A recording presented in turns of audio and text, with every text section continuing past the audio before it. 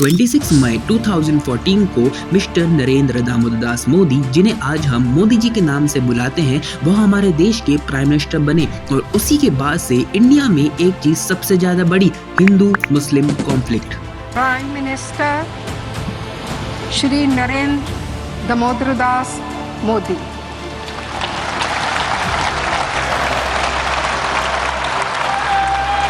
अब कुछ लोगों का मानना है यह सब मोदी जी का किया धरा है और कुछ लोग बोलते हैं कि नहीं, मोदी जी तो हिंदुओं को बचा रहे हैं पर किससे?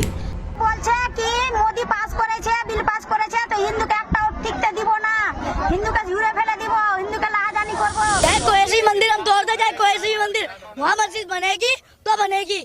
अगर हम बात करें हिंदू मुस्लिम की लड़ाई की तो वह तो सदियों से चली आ रही है, पर वह तो जमीनी स्तर बढ़ाने के लिए, कब्जा करने के लिए, लूटपाट करने के लिए होती थी। पर आज जो हालात है हमारे देश में, वह कभी भी बड़े दंगे, विद्रोह या सिविल वॉर चालू करवा सकते हैं अपनी और अपने धर्म की रक्षा के नाम पर।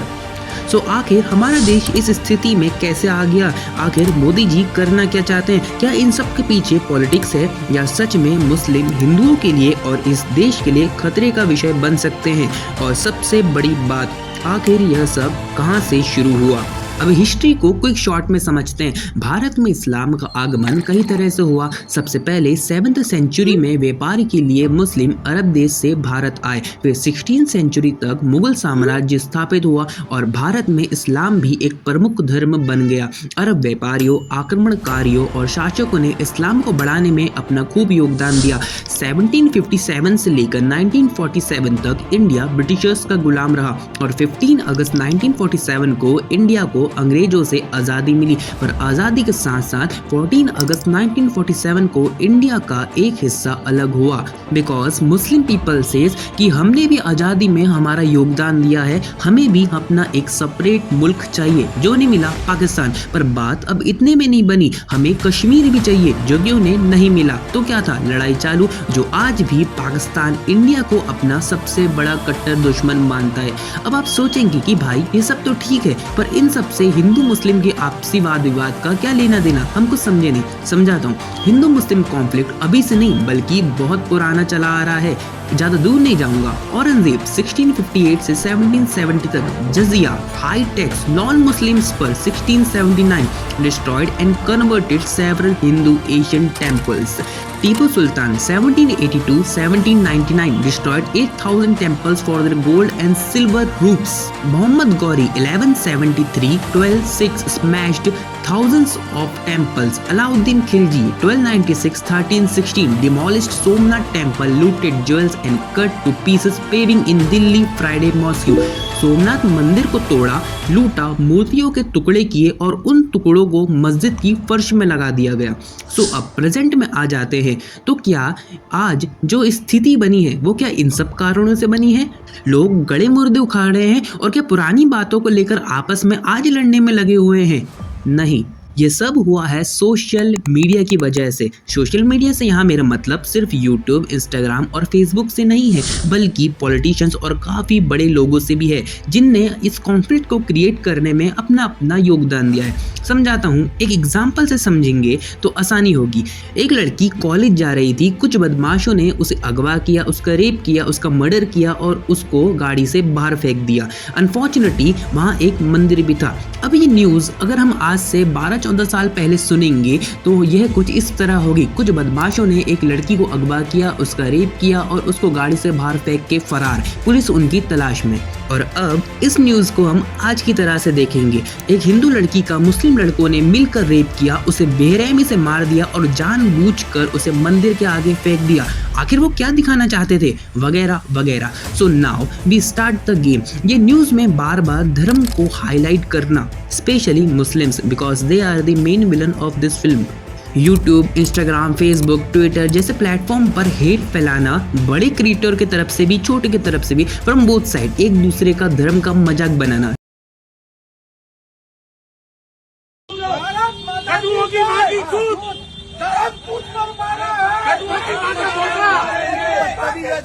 कैसी हो जिहाद के बारे में तुमको बोलेगा क्या? लड़ना नहीं है। जिहाद वर्ड क्यों ला रहे हैं? अरे डेफिनेशन बता दो ना। लव जिहाद क्या होता है पूछना जरा। मानसिकता देख लीजिए, जिस दिन जिहाद हो गई चैलेंज करते हैं कि जिस दिन जिहाद हो गई। रिसेंट फिल्म बनी है छावा, जो हकीकत दिखाई ये 12 साल पहले तो शायद नहीं दिखाई जा रही थी। पॉलिटिशियन कि अल्लाह वो अकबर का जो स्लोगन है ये हमें अच्छा नहीं लगता। ओके, ये सब तो बीजेपी की तरफ से, पर अपोजिशन कौन सा चुप रहने वाले हैं? और हमें एक बार फिर इन हिंदुत्ववादियों को बाहर निकालना है। कैंपेन्स, धर्म खतरे में है, एक रहोगे तो सेफ रहोगे एंड सो ऑन। ये तो हुई इंडिया की बात, पर ये गेम इतना बड़ा है कि फॉरेन मिनिस्टर भी इस आग में घी डालने का काम कर रहे हैं। A big fan of Hindu and I am a big fan of India. Big fan. Big fan.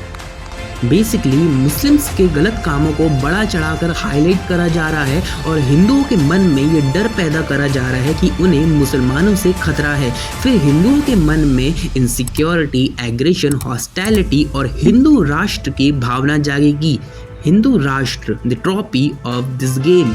मुसलमानों का स्वभाव है कि जब भी बात धर्म पे आए, या यूँ कहें तो जब भी बात इस्लाम में आएगी तो वो किसी की नहीं सुनते, और यही उनकी सबसे बड़ी वीकनेस है। यही बात हमारी सरकार अच्छी तरह से जानती है।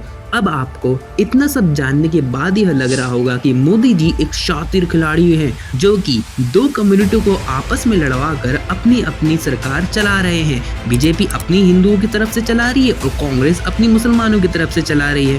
पर अब इसे हम डीप में समझेंगे। आज से 12 साल पहले लोग एक बात कहते थे, वोट मांगने के लिए तो झूठे वादे किए जाते हैं, पर होता धोता कुछ नहीं है। और आज प्रेजेंट टाइम की बात करें तो जो कहते हैं वह करते हैं। 9 नवंबर 2019 supreme court of India announced decision in the favour of Shri Ram मंदिर। 22 जनवरी 2014 को प्राण प्रतिष्ठा भी हुई, जिसमें मोदी जी भी शामिल हुए। फुलफिल 2019 लोकसभा प्रॉमिसेस, जिसमें आर्टिकल 370 को हटाया और 3 तलाक को भी खारिज करा।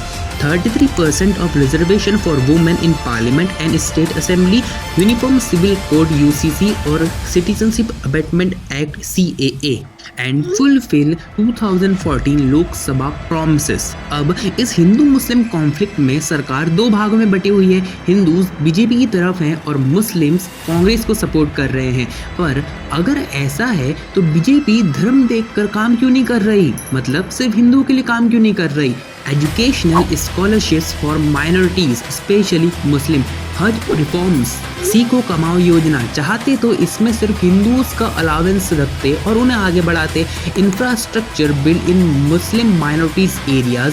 अब जिसे हम अपना दुश्मन मानते हैं या जिससे फ्री होना चाहते हैं, उसके एरिया में हम अपना कुछ भी चीज़ बिल्ड नहीं करेंगे। हो सकता है वो फ्यूचर में उसे तबाह कर दे और हमारा नुकसान हो। वर्क फॉर वुमेन एम्पावरमेंट, वो मोदी जी कहते हैं ना, सबका साथ, सबका विकास, सबका विश्वास। ओके, सो अब कुछ उन टॉपिक्स पे बात करते हैं जिसके कारण मुस्लिम्स को लगता है कि उनके साथ इनजस्टिस हो रहा है या उन्हें इस देश से निकालने की तैयारी हो रही है। CAA, citizenship amendment act, Afghanistan, Bangladesh, Pakistan या कहीं से भी भारत में आ गए गैर मुस्लिम्स, या यूँ कहें तो जो मुसलमान दूसरे देश से आ गए हैं, इंडियन नहीं है, उनको ट्रैक करेगा और उनकी रक्षा करेगा। रक्षा उनकी जो इस देश को अपना देश मानते हैं और शरणागत हैं। कुछ ऐसे भी होते हैं जो टेररिज्म फैलाने के लिए, टेररिस्ट को सपोर्ट करने के लिए और कुछ समय आने पर इनका साथ देने की मानसिकता के साथ देश में आते हैं। ऐसे लोगों को पकड़ेगा। देखो, NRC, UCC, CAA, educational change और बुलडोजर बाबा, ये सब मुस्लिम्स को नहीं बल्कि विद्रोही, देशद्रोही और टेरर सपोर्टिव करने वाले आतंकवादी या OGW, on ground workers like sleeper cells को डिटेक्ट करने और ख़त्म करने के लिए थे या हैं। परंतु अब सवाल यह आता है कि अगर ये सब सरकार का किया है तो सरकार ने ये सब क्यों किया? हिंदू मुस्लिम के बीच में इतना डिस्क्रिमिनेशन, इतनी नफरत पैदा करने की ज़रूरत क्या पड़ गई? नफरत ये तो पहले से थी। Partition of British India 1947, Jabalpur riots 1961, Gujarat communal riots 1969, it was the most deadly Hindu Muslim violence since 1947। Partition of India Kashmiri हिंदुओं के घर में नोटिस लगा दिया जाता है और कहा जाता है उस नोटिस के दौरान कि 24 घंटे के अंदर छोड़ के चले जाओ ये जगह, वरना तुम्हें मार दिया जाएगा। हिंदुओं को जो भी टेनेंट्स रखेगा वहाँ पे बॉम्ब ब्लास्ट हो जाएगा। तो क्या नाम, दे सेड कि when my parents went, they said कि आप क्या यहाँ करने आ गए हो, खुद भी मरोगे हमें भी मरवाओगे। हिंदू को वो अपने जान से दुश्मन समझते हैं। ये तो एक प्रोपेगेंडा है कि हम आपको कुछ नहीं करेंगे, वो है। लेकिन दरअसल जो है इन द लॉन्ग रन जो है वो या तो उनको कन्वर्शन करेंगे या तो उनको मार डालेंगे। 2010 डिगेंगारॉइड्स। चाहूंगा कि आप वीडियो पॉज करके इस इमेज को जरा पढ़ें, क्योंकि इस समय तो सरकार कांग्रेस की चल रही थी पूरे देश में। यह तो कुछ हैं जो हाईलाइट हो गए, लेकिन इसके अलावा भी बल्कि बहुत ज़्यादा सीक्रेट प्रोग्राम्स, मिशंस चल रहे थे हिंदुइज्म, सनातन को ख़त्म करने के लिए। जैसे एग्जाम्पल लव जिहाद। इसमें मुस्लिम लड़का हिंदू लड़की को अपने प्यार के जाल में फंसाता है और उससे शादी करके उसे इस्लाम में कन्वर्ट करने को कहता है। अगर उसने कन्वर्ट कर लिया तो ठीक, वरना ब्रूटली रेप करेगा और उसको मार देगा।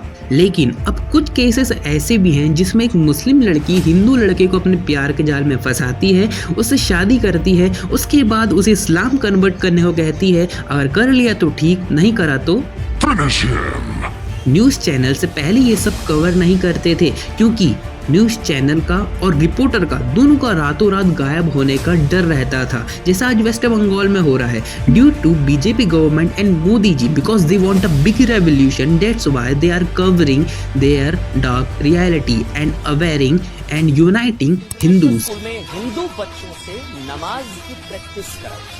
कलावा बांधने की इजाजत नहीं है, टीका लगाने की भी इजाजत नहीं है, सरस्वती पूजा की भी इजाजत नहीं है, लेकिन ये धर्मनिरपेक्षता के नाम पर अलीगढ़ मुस्लिम विश्वविद्यालय से शिक्षकों को बुलाकर विदेशी फंडिंग के बल पर स्कूल के सभी छात्र छात्राओं को, छोटे छोटे बच्चों को 40 डिग्री सेल्सियस तापमान में बाहर खड़ा करके, छोटी छोटी बच्चियों को बुर्का पहना करके जो फतीहा पढ़वाया गया, जो नमाज अदा करवाई गई, जिस तरह से अल्लाह अकबर के नारे लगवाए गए और धर्म परिवर्तन की पहली सीढ़ी चढ़वाई गई। अब मान लेते हैं कांग्रेस सरकार होती तो बस इतना होता कि आपको कोई जगाया नहीं जाता, सोते सोते ही मार दिया जाता, न्यूज़ सोशल मीडिया में कुछ नहीं दिखाया जाता और जिहाद जैसे कई अन्य मिशन चलते रहते और अपना काम करते रहते। और जब रेशो 91:9 का हो जाता तो बांग्लादेश में जैसा हो रहा है वैसा ही होता। एक बड़ा विद्रोह छिड़ता और 5-6 साल में हिंदुओं का एंड।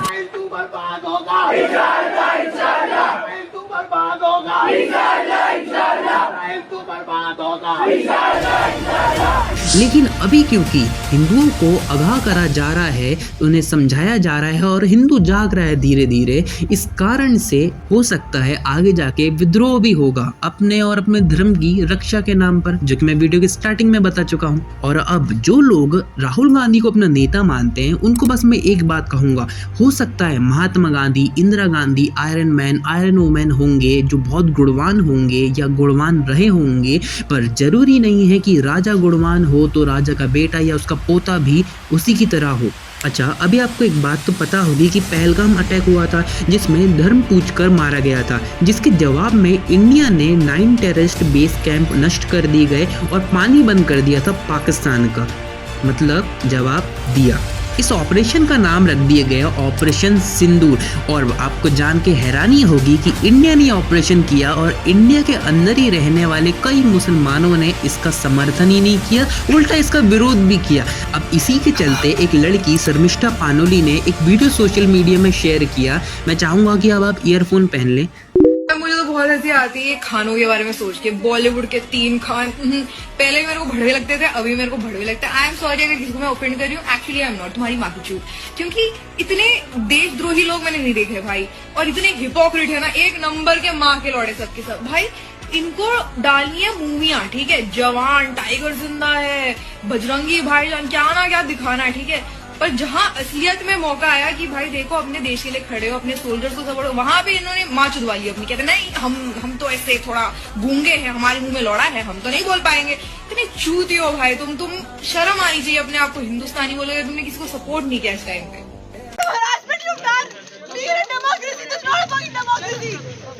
और अब वेस्ट बंगाल जहां तृणमूल कांग्रेस है वहां से 1500 किलोमीटर का सफर तय करके पुलिस आती है, दिल्ली गुरुग्राम से इसे उठाकर ले जाती है। ट्रीट करा जाता है जैसे कि ये एक टेररिस्ट या कोई बहुत बड़ी गुनहगार है और आरोप ये लगा दिया जाता है कि भारत की एक बड़ी आबादी ऑपरेशन सिंदूर के बाद जब शोक मना रही थी तो उनकी शांति भंग कर दी।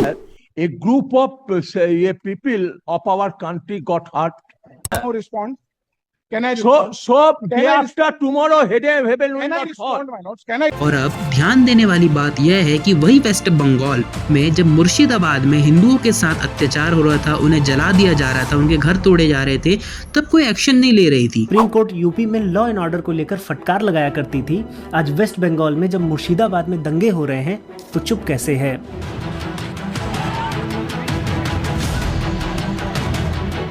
अब कहाँ है लॉ एनफोर्समेंट जब टीएमसी का एक नेता धमकी देते हुए कहता है कि वो 10,000 लोगों को इकट्ठा कर सकता है? हिंदुओं की आखिर गलती ही क्या है कि अपने ही देश में, अपने ही स्टेट में अपने घर को छोड़कर पलायन करना पड़ रहा है? क्या बिना दंगों के शांति से प्रोटेस्ट नहीं हो सकता? और इसमें इससे बड़े दुख की बात यह है कि टीएमसी के नेता और देश के दूसरे सेक्युलर गैंग नपुंसकों की तरह हिंदुओं पर हो रहे इस अत्याचार को मूक बनकर देखे जा रहे हैं। और आयरनी ये है कि जब साफ पता है कि दंगे कौन कर रहा है, तब भी इन दंगों का इल्जाम हिंदुओं पर लगाने की पूरी कोशिश हो रही है। और ऐसे में जब कोलकाता के मेयर फिरहद हकीम मुस्कुराते हुए कहते हैं कि बंगाल तो सेफ है, बंगाल से बंगाल में ही जा रहे हैं, तो बंगाल सुरक्षित है बोल के देख जाएगा, सारी जगह जा रहे हैं, तो समझ में आता है कि हिंदुओं की मजबूरी पर कैसे हंसा जा रहा है। बंगाल कितना सेफ है ये तो संदेश खली में, RG Kar medical college rape case में और अभी मुर्शिदाबाद के दंगों में पूरी दुनिया ने देख लिया। सो अब आप तो समझ ही गए होंगे कि यह सब किसका किया धरा है, किसने चालू किया,